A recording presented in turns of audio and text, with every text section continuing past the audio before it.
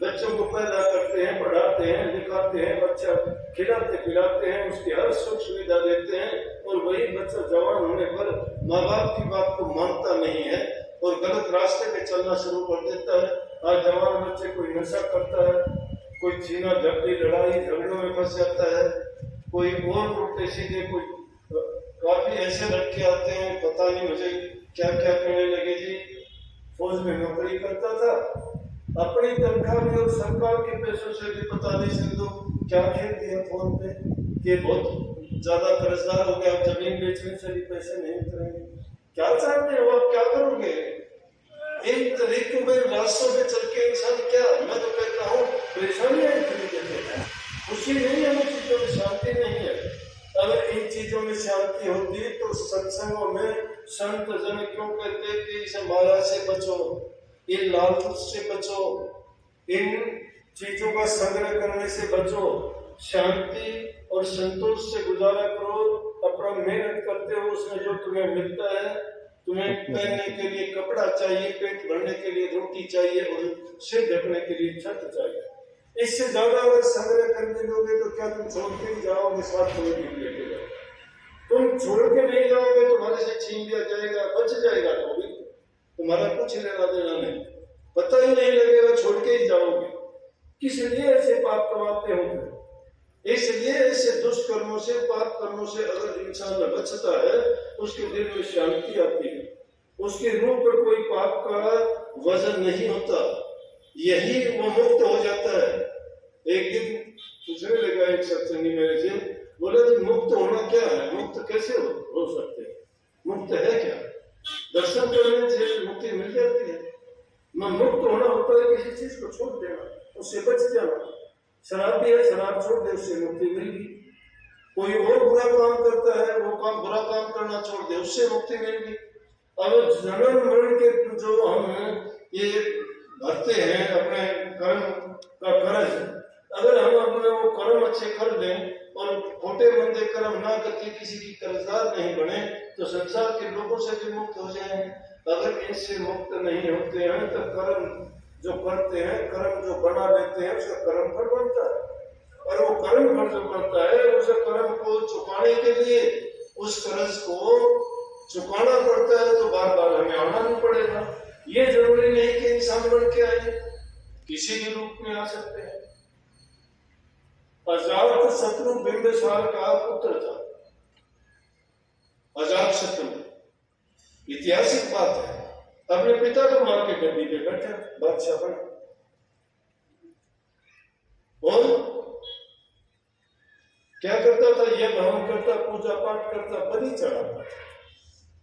तो एक बार एक गठरिया भेड़ों और बकरियों को लेके जा रहा, उनमें एक बकरा बेचारा लंगड़ा था, एक आंख से उसे चला नहीं जा रहा था, रास्ते में महात्मा मिल गया, उसने उसको देखा कि वो बेचारा चल नहीं रहा, वो उसको जल्दी जल्दी लेके जाना चाहता था, तो उनको पीछे से वो छड़ी भी मारता था, उनको जबान से भी कुछ कुछ कहता था कि जल्दी चले, लेकिन वो टांग जिसकी टूटी हुई थी वो कैसे चले?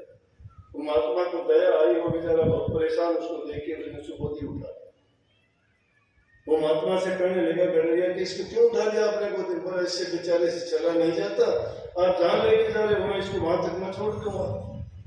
बोले आपके छोड़ने से क्या फायदा होगा, थोड़ी सी खाई इसको तो मर जाना, क्यों परेशान होते हो? वहां तो टांग टांग में दुख है कि थोड़े टाइम के बाद में मर जाएगा, बलि चलेगा, ये कहाँ चलेगा?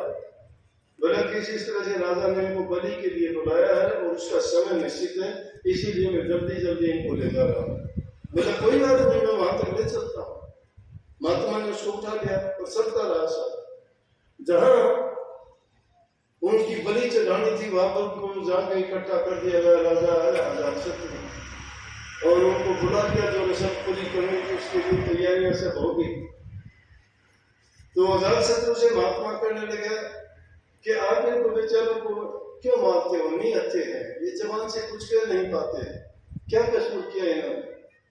बोला कि धार्मिक काम है ये मेरे, ये धार्मिक अनुष्ठान है, ये यज्ञ करना, ये भेंट चढ़ाना, ये प्रजा की भलाई के लिए मैं भेंट चढ़ाऊंगा, उससे मुझे जो आशीर्वाद मिलेगी, प्रजा सुखी रहेगी और हर प्रकार की धन दौलत प्राप्त होगी और प्रजा में खुशी और शांति रहेगी।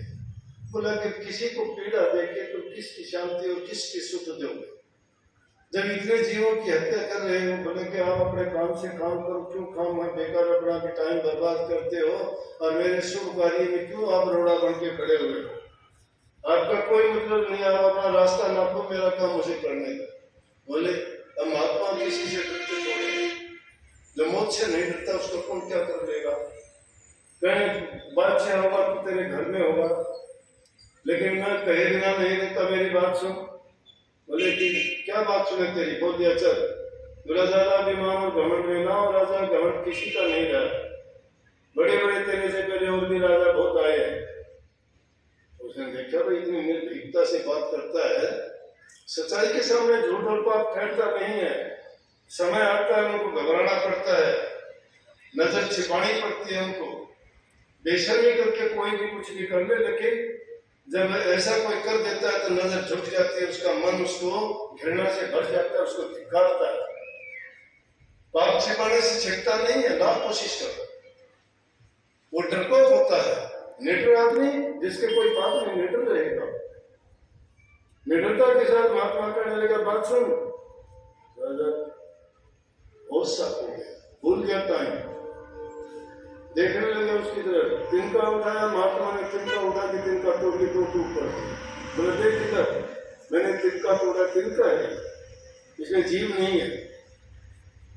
बोला फिर किन्होंने जोड़ के दिखाई। बोला टूटा हुआ कभी जुड़ता है? मैं तो इसको मार देगा, इसको जिंदा कर सकता है?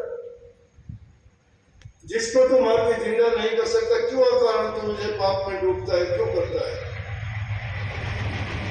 बोले कि आपको नहीं